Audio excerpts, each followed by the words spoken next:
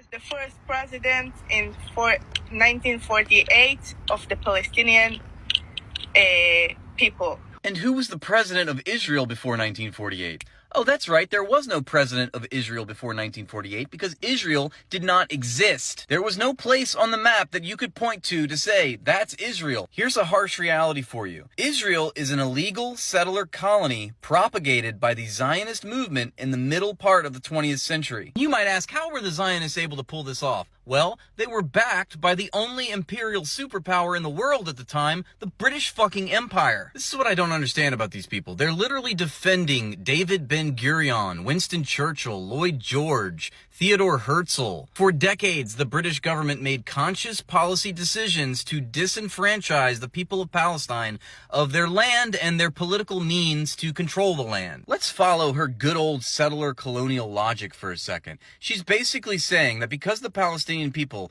did not organize their political system in the manner of Western-style nation-states, they therefore deserve their own ethnic cleansing. They deserve to be massacred. They deserve to be without human rights because they don't even exist, really. But this is exactly what the British Empire and the US and Israel have been doing to the Palestinian people for literally over a century. I love when chuds want to go take a look at the history because the historical record is not on their side. Do people realize that this is the same kind of person that would have blamed slaves for their own political disenfranchisement? Only someone with an impressive amount of brain rot can reduce this whole historical context down to one simple gotcha, as if she just crushed the argument. They're an occupying force in violation of international law. Thus, they forgo the right to self-defense.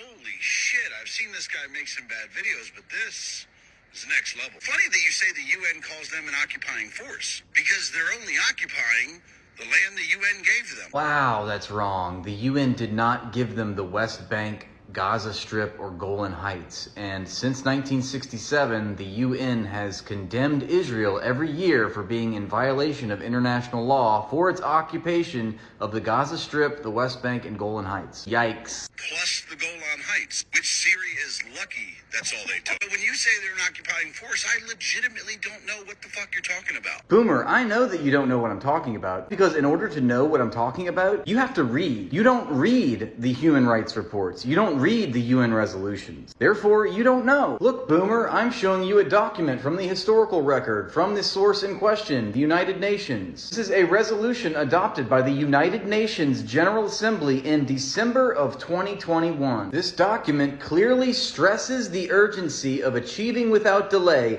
an end to the Israeli occupation that began in 1967. Yes, ever since 1967, year after year after year after year, the United Nations General Assembly resoundingly decries Israel's involvement of all of the occupied Palestinian territory. You don't know that the entire world consensus overwhelmingly agrees that in spite of Israel withdrawing its troops from Gaza in 2005, it remains the occupying force because it controls the airspace. It controls the landed borders. It controls the sea. It controls the waterways. Israel controls everything that goes into Gaza and everything that comes out. Nobody leaves Gaza and nobody goes into Gaza without Israel's approval. That is unilateral and unanimous control.